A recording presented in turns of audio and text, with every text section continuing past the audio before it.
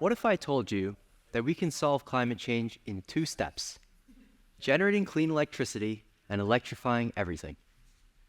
Over the last few years, I've been working on 3 projects to do just that. Here are the sources of electricity in the United States. In black, in fossil fuels, you can see are the majority. This needs to change. With Dr. Duvall and the administration, I've been working to get a solar installation for Riverdale that will cover 5 buildings and include a carport.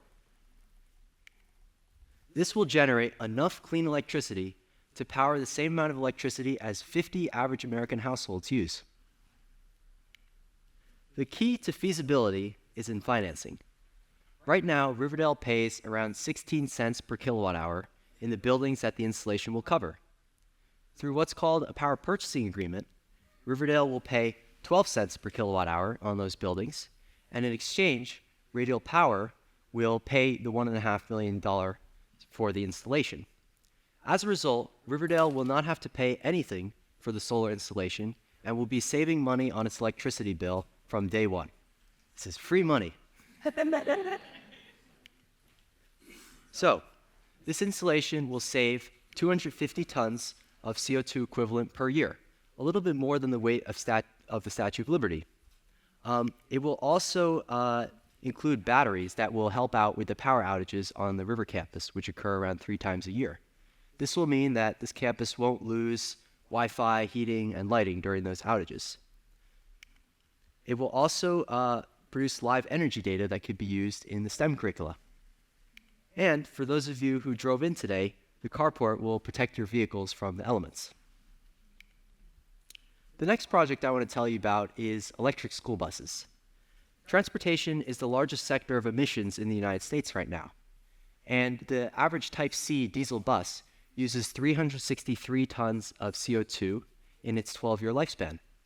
Contrast this with an electric bus, which is 116 tons, but that number can go down to 0 if we electrify the manufacturing processes and use clean electricity. There are many benefits to electric buses in addition to the emissions saved. There'll be no pollution.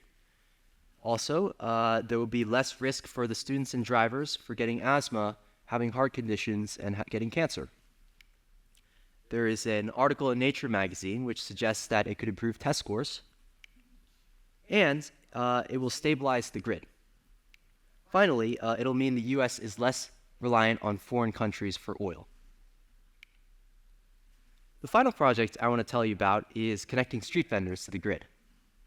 So the halal and hot dog carts that we know and love, each of them on average does, according to my calculations, they burn 450 gallons of gasoline per year. To visualize this, imagine a box 4 feet by 4 feet by 4 feet of gasoline burned every year for each vendor. And that's a lot of gasoline. Why couldn't they just get their electricity from the grid? Well, this is a very rough prototype of what such a system could look like. So they'll plug into that instead of plugging into their generators. Here's one of the potential locations that we've been looking at, just as an example, in Jackson Heights. It has 6 vendors that are around 3 street lamps. And so for financing, the Mayor's Office of Climate and Environmental Justice, Street Vendor Project, and I have filed for a grant from the EPA. In addition to reducing the emissions by 4 tons of CO2 per year per vendor, there are also many benefits for the vendors themselves. They'll save in the ballpark of $1,000 per year on their electricity because the grid's electricity costs 2 to 20 cents per kilowatt hour based on what time you draw it from. And they currently pay around 32 cents per kilowatt hour, so it'll be cheaper for them. And on top of that, they won't need the upfront cost of buying a generator, which also is around $1,000. So they'll end up saving money. Also, it's good for the air quality of the neighborhood. I was really surprised to find out that a vendor emits the same amount of smog in 1 year as driving 180 cars from coast to coast. And this also is good for the health of the residents and vendors themselves. Finally, it's quiet, which is nice because the buzzing is quite loud.